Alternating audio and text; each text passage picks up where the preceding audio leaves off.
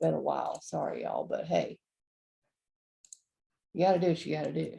And that's a very Cap rising phrase. Capricorn rising. If you'll see, the Sun, Mercury, and Pluto are there. That is your identity. That is who you are.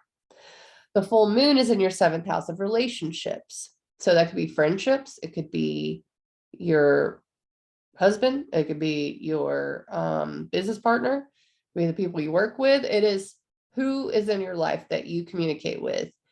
You're feeling into that based on changes in your 5th house. The 5th house is children, inner child, creativity, joy. So basically, what makes you happy has changed. And so you're seeing that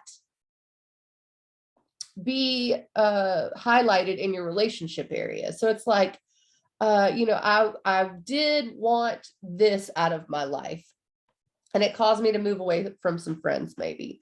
But now I realize I enjoy this, and I can invite the people back into my life. These two things are working together. There is awareness that people in your life, nurturing those relationships is good for you. It's good for your heart. It's good for your health.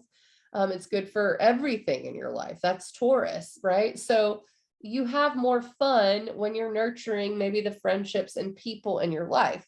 Where you have to go back to the drawing board and re-strategize is in this 1st house of who you are, identity, self, independence.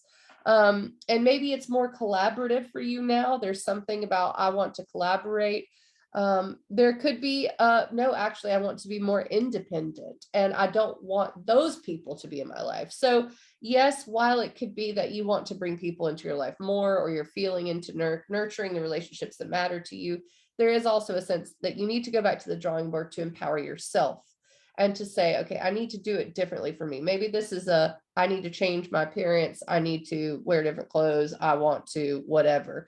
But this also has to do with authenticity, really communicating who you are to people. Mars retrograde is in your 6th house of health and routine and everyday life. That could have been, it could be busy. It could be, that your routine has gotten in disarray, and that you need to maybe go back to the drawing board in that way as well. Venus is in your 2nd house of finances. And so maybe that ends up helping you, like, okay, I got to buckle down at work, or I've got to buckle down with my routine based on what's going on for me financially. That's actually helpful, I think. I think it's a good thing. And it's like, it could be a little raise or something like that. Or maybe you have different goals that you're setting for yourself, financially speaking. But all of this really does boil back down to, who are you to others? And do they see your true heart? And are you communicating that to people? Do you have the right people in your life? Do they see you for who you are? Do you need to communicate that?